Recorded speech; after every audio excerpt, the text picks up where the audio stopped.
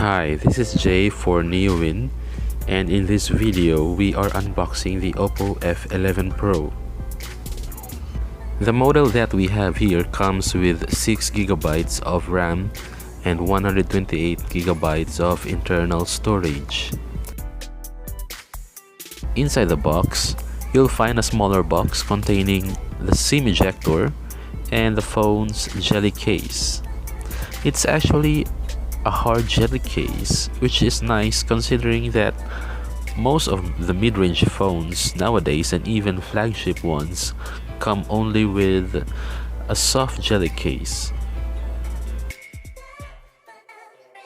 And we have here the phone itself, the Black Thunder model. We'll talk more about this phone later. For now, let's dig further. Underneath, you'll find the charging cable and the power brick. The OPPO F11 Pro features OPPO's proprietary VOOC 3.0 flash charge. However, the charging cable is only a micro USB instead of USB-C. Fortunately, the box comes with free earphones. The F11 Pro sports a 6.53 IPS LCD display, and the good thing about it is that it has no notch, as you can see.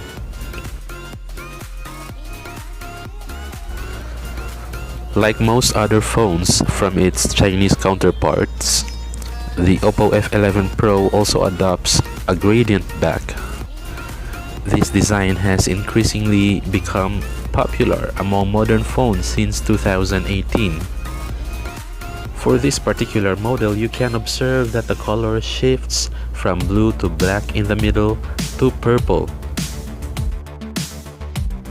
One of the main highlights of the F11 Pro is its pop-up selfie camera, like the one that you see on the OnePlus 7.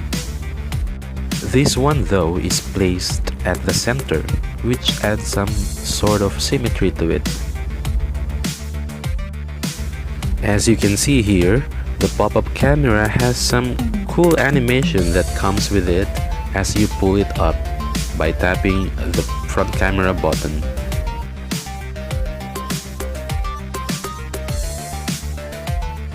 In terms of performance, the phone has some decent speed, even if it's a mid-range phone.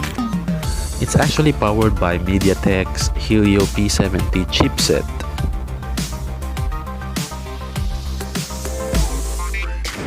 Media consumption on the F11 Pro is also decent, as you can see here, although the audio quality can be a bit underwhelming. And a lot of those PCs just starting to hit the market, so they're starting to send them out to reviewers, and here we are. So I have reviewed the Big Ben X series device. I have an E490. During my first day of use of this device, it's already shaping up to be an all-around mid-range phone. We'll discuss more about it later in my full review.